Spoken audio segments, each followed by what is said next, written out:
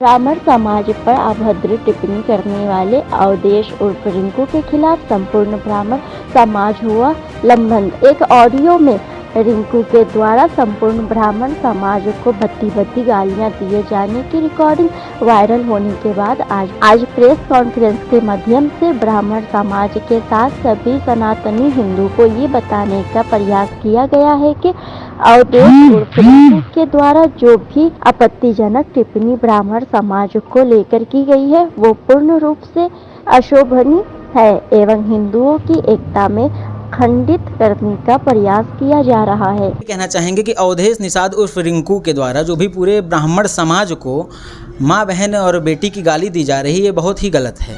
और जब हम लोगों ने इस पर अपनी प्रतिक्रिया व्यक्त की और हमारे ब्राह्मण समाज के साथ हिंदुओं में और भी जो और समाज हैं हमारे साथ जब ये नगर कोतवाली में तहरीर देने गए तो और प्रशासन से यही हम लोग मांग किए कि इस पर जल्द से जल्द उचित कार्यवाही की जाए और आज भी हमारी यही मांग है कि इस विषय पर जल्द से जल्द उचित कार्यवाही करें। तो इस तहरीर देने के बाद कोतवाली जाने के बाद अवधेश निषाद उर्फ रिंकू के द्वारा एक फेसबुक पर एक वीडियो वायरल की जा रही है जिसमें उसका ये कहना है कि ये पूरा मामला जो भी हुआ था वो एक रेस्टोरेंट को लेके हुआ था, रेस्टोरेंट का विवाद हुआ इसलिए ये मामला पूरा उत्पन्न हुआ, जो कि रोहित पांडे का वो रेस्टोरेंट है। रोहित पांडे जी उस रेस्टोरेंट को चलाते हैं। लेकिन अगर ये मामला रेस्टोरेंट का था जो मुकदमा लगवाया गया है रोहित पांडे के ऊपर, तो उस मुकदमे में किसी भी प्रकार का वो रेस्टोरेंट का कोई जिक्र नहीं किया है, उसने खाली मारपीट का जिक्र किया है। तो ये पूरी तरीके से गलत है और अमृतांशु गौतम के नाम पे ये एफआईआर रोहित पांडे के खिलाफ कराई गई है और SC/ST एक्ट में फंसाने का जिक्र किया गया है। और इसलिए किया गया है कि अवधेश निषाद उर्फ रिंकू को ये मालूम था कि उसने पूरे ब्राह्मण समाज को गाली दी है और ब्राह्मण समाज को गाली देने के बाद जब ये ऑडियो क्लिप वायरल हुई, वायरल होने के बाद हम सब एक होके, सर्व समाज एक होके नगर कोतवाली में जाके तहरीर दिए। इसके बाद हर दिन ईशान श्रीवास्तव जी के पास और रोहित पांडे जी के छोटे भाई उनके पास लगातार अननोन नंबर से धमकी मिल रही है। तो मेरा प्रशासन से ये अनुरोध है कि इस पर जल्द से जल्द उचित कार्यवाही करें। मांग नहीं पूरी हुई तो क्या करेंगे? मांग नहीं पूरी होएगी तो जैसे हम लोग उतने सक्षम हैं, अगर मांग नहीं पूरी होती है तो हम लोग सांकेतिक धरना करेंगे, हम लोग SSP साहब से मिलेंगे और उतने हम लोग सक्षम हैं कि हम लोग अगर मांग नहीं पूरी होती तो हम लोग स्वयं निर्णय लेंगे इस पर। क्योंकि जो देवरिया में हुआ, जो सुल्तानपुर में हुआ, तो हम ये नहीं चाहते कि ये मर्यादा पुरुषोत्तम प्रभु श्री राम की धरती है, ये उनकी जन्मस्थली है। तो अगर प्रभु श्री राम की जन्मस्थली पे अगर इस प्रकार का ब्राह्मणों का अपमान होगा तो ये बहुत ही गलत है। और ब्राह्मण नहीं तो तेरही नहीं, ब्राह्मण नहीं तो शुद्धि नहीं और ब्राह्मण नहीं तो शादी नहीं। और अगर आपको मोक्ष भी प्राप्त करना है तो आपको ब्राह्मण की आवश्यकता हमेशा पड़ेगी। हमारी सोच, हमारी विचारधारा हिंदुत्व की विचारधारा है, हमारी सोच सनातन संस्कृति की विचारधारा है, वासुदेव कुटुंबकम की विचारधारा है। हम सभी को साथ में लेके चलते हैं, हमारे सब भाई हैं, हम किसी का अपमान नहीं करते हैं और ना हम किसी को जाति बिरादरी में बांटने का आज तक कोई काम किए हैं।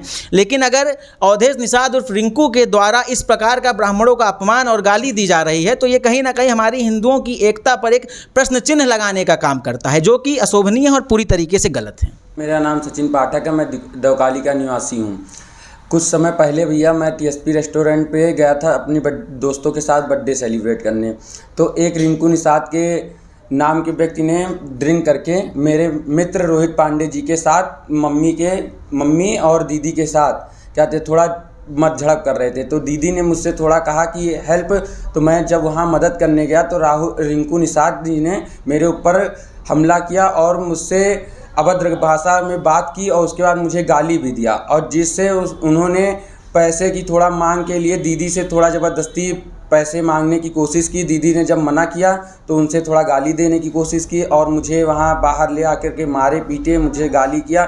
उसके बाद ये जब कुछ इनका मामला था तो मुझसे अगर पर्सनली था तो मुझसे किए होते हैं, पूरे ब्राह्मण समाज को इन्होंने गाली दिया। और जब ब्राह्मणों के ऊपर बात उठेगी तो मैं चुप रहने वाले में से नहीं हूँ। मैं पूरे समाज की, चाहे मेरे अदर कास्ट के हुए, चाहे कोई मेरे ब्राह्मण समाज का हुआ, अगर सबकी माँ बहन एक मेरे समाज की सबकी एक स्तर सबका होता है, जो कि इन्होंने बहुत अभद्र भाषा में गाली दिया और जिससे मेरी माँ बहन को बहुत कष्ट हुआ। इसके लिए मैं चाहे जहाँ डीएम के पास जाना पड़ेगा, मुख्यमंत्री प्रधानमंत्री तक जाना पड़ेगा, मैं वहाँ तक जाऊँगा और मैं इस लड़ाई को आगे तक बढ़ाऊँगा। इसके लिए धरना प्रदर्शन भी करूँगा और सभी भाइयों का मुझे सपोर्ट चाहिए। और मैं सभी भाइयों से हमेशा ये निवेदन करूँगा कि अपने ब्राह्मण समाज को इतना कमज़ोर मत समझे, अपनी बहन बेटियों की इज्जत को बचाएँ और बहुत आगे तक मुझे जाना है अभी ब्राह्मण समाज को लेकर। जय दादा परशुराम।